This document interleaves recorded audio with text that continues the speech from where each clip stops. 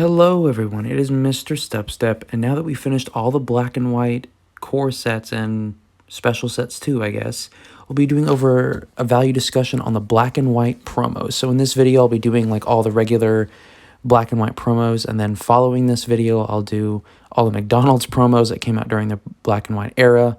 And then finally, I will do a ranking of all the black and white sets and based on their collectability for the future and the long run. So we have the black and white promos. Like always, I'll have timestamps down below if you just want to skip straight to the card discussion or just the summary at the end, which I don't even think I'm going to do a summary. But yeah, because I go over the spreadsheet as a whole first. So if you don't want to skip right to the card section, there'll be timestamps down below, as well as links to all my value discussions on all these sets and the X and Y and Sun and Moon sets for that playlist as well, and some Sword and Shield sets, as well as the link to this Google Sheet. So if you want to take a look at yourself, maybe copy and paste some stuff or update it on your own, you can do that as well. So we'll start out with the first column being the card, very self-explanatory. If it's in red, it'll be a card that I'm talking about today. There's over 100 cards on this list. I'm not going to bore you guys and talk about every single one, so I just highlighted some in red that I think are kind of cool to talk about or just cool looking in general. And if it's italicized, I actually have the card in my collection. I only have 4 black and white promos, and I'm not going to be talking about any of them today. You'll see them highlight or italicized on this list, but I didn't think any of them are worthy of talking about. Rarity, I put them all as promos. I mean, some are hollows, some are full arts, but I just put them all as promos. The raw on TCG Player is that market value on TCG Player rounded down to the nearest dollar. Now, because a lot of these cards aren't sold as frequently, eBay might be a better bet as far as what these are worth. Because, you know, say one of these cards hasn't sold in like 3-4 months, then that last value that it sold for, it might not be what it's worth anymore, but this is just that value. And if I couldn't find any market value on TCG Player, I just pulled it straight off of the eBay last listing. And you can see highlighted eBay. Grade, tried to find PSA 10s. There was like X and Y, it was a struggle to find graded sold listings. Black and white was even harder, so very far and few between graded listings of cards. Sold price is what it sold for when that auction ended. Rounded up to the nearest dollar, not including shipping. And then if it's grayed and crossed out, it was the best offer accepted. After eBay's updates, I'm not able to look at what those sold for anymore. And then date of sale is when that date or listing ended. And then the PSA 10 population, number on the left is the number of 10s. The number on the right is the number currently registered with PSA. And then the spreadsheet as of 28 September through 6 October, because there's so much information on here and so much typing, I kind of spread it out over time, did some chunks here and there. And yeah, I'm finishing it today on the 6th of October. There's some color coordination. It doesn't apply as much because grading doesn't cost $10 per card anymore, but I still have it color-coded based on how much it sold for. And then the set total, there's about 108 black and white promos. Not all of them will be reflected in here because I only do the ones that are over $1 if I find them on eBay or the market price value. If it's not on here for some reason, then it's either not worth $1 or it's not worth more than $1, or I just couldn't find it on eBay or whatever. And so I wasn't sure how much it went for, unless it was an obvious one that I knew went for a lot of money. So we'll start out with the Arcanine. So this is a pre-release promo, the staff variant, selling for $109 ungraded. Not a bad price. Honestly, if you have any staff promos from the black and white era, kudos to you. Staff promos are a pretty hot commodity now. Now that, as of right now, we're not sure if they're ever going to come back. But really cool, and Arcanine is a fairly popular Pokemon, as well as Darmanitan. Selling for $50 recently on eBay. I'm sure there's people out there trying to collect all the staff promos. It'll probably be near impossible to get all of them in PSA 10s, but just having them in general, having all the staff promos that have ever come out, that would be an interesting collection to kind of pursue, in my opinion. Let's see. So we're skipping a bunch. Once again, I guess I can kind of go slow so you can see these. Nothing super interesting. Even have some only graded or the OG on here. And then we'll go with Litwick, black and white 27, ungraded, selling for $12. And then an OG 10, an only graded 10, which I believe is a UK-based grading company, sold for $16. Just wow. I think this is a cute Litwick card, but yeah, that's pretty crazy. We have the Tropical Beach. I specifically looked at the staff variant. There's so many different variants, you know, top 16, top 32, first, second, third, fourth, top 8. I did the staff one, selling for $600, and I couldn't find any recent graded sold listings.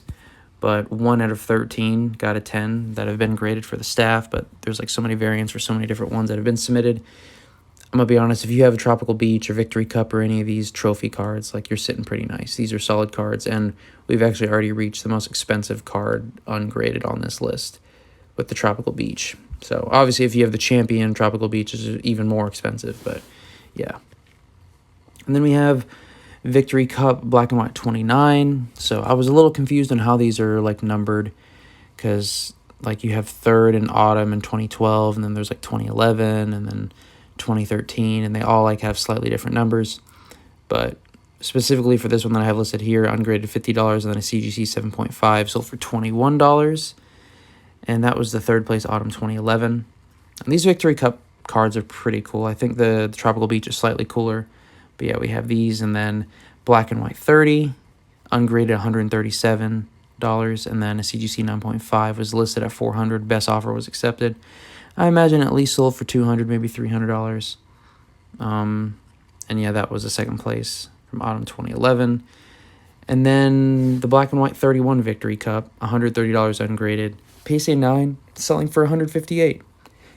Not bad at all. Not bad at all. All right. We will continue scrolling down. We have the Volcarona, another staff promo, selling for $40 ungraded. Just another cool pre-release staff promo. I've never owned a pre-release staff promo. Let me know if you have any staff promos in your collection. I feel like it'd be kind of cool to have one of those. We have a Mewtwo EX. Usually sells for $5 ungraded, and then a 9 was best offer accepted, listed at $100. So I imagine at least sold for $50, but who knows what it actually sold for. Not one of the coolest artworks ever. I'm going to be honest, a lot of the EX cards during this era were kind of blah. I do like the full arts, but yeah, EXs were kind of blah. We have the Altaria pre-release staff promo. This one's pretty nice. On eBay, $45 ungraded. Not a bad card. Altaria is pretty nice. We have the Tropical Beach Black and White 50 staff promo selling ungraded for $400. And then a PSA 3 that wasn't staff, so like the generic Tropical Beach one, which it might be one that like everybody gets if they go to the tournament. I'm not sure. Somebody might be able to is more informed out there. But a PSA 3 sold for $39. It's very rare that you see a PSA 3 show up. Very rare. We have another pre-release staff promo, and the Flygon, a CGC 8 selling for $56, and ungraded it goes for $40. Once again, if you have a staff promo, especially from the black and white area, take a look. See if you truly want it. You might be able to get some cash from it. We have the Pikachu Black and White 54, specifically the non-holo. There was also a holo variant, but I could not find the holo variant sold recently anywhere. Non-holo, though, going for $45, and an OG 9 selling for $30. So it's another Pikachu card. I feel like this one is definitely one that's forgotten. I had never seen it before until I looked it up here. We have the Black and White 61 Keldeo EX. Ungraded only $1, and I only included this because a PSA 10 sold for $51, and I think it was one of the few, if not the only PSA 10 that I found on this list. I don't know if these promos are just hard to grade, or, I mean, a lot of them have only been submitted a few times, and they're pretty hard to find nowadays. I'm sure there's somebody out there trying to collect all the black and white promos, and some go for more than others, but yeah. We have some really cool ones coming up now. We have the Darkrai from Team Plasma. This is a full art, $42 ungraded, really cool artwork. Probably one of my favorite Darkrai artworks. It's really nice. And then the same goes for the Giratina. The next one, $25 ungraded, listed at $200 for a PSA 9, but a best offer was accepted. Another really cool full art. It would, honestly, I'd be happy if I had Darkrai and Giratina in my collection.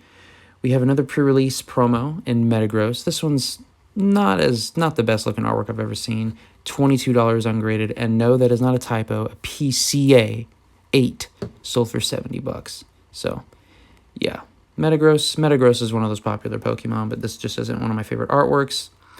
We have the Lucario Black and White 85. I'm not sure if anyone has any history on this card, but all the prices that I saw for it selling were for a ton of money, like $100 ungraded. And this is just like a regular holo promo, so I'm not sure if there's something I'm missing, or maybe this was like super short printed or something. I don't know, but it goes for a lot. If you have this Lucario, look into it. And then we have The Leafeon, pretty much all the way down through the Umbreon. These is a really cool set of evolutions. If you have these cards, I'm jealous because this whole set, I don't know if they all like came in the same box or whatever, but this is a really cool set. Hopefully I can show like a picture of like all of them together. If not, I'll just show the Leafeon and the Umbreon. But all these cards, I mean, they go for, you know, $20 plus, unless it's the Umbreon or the Eevee, they go for more.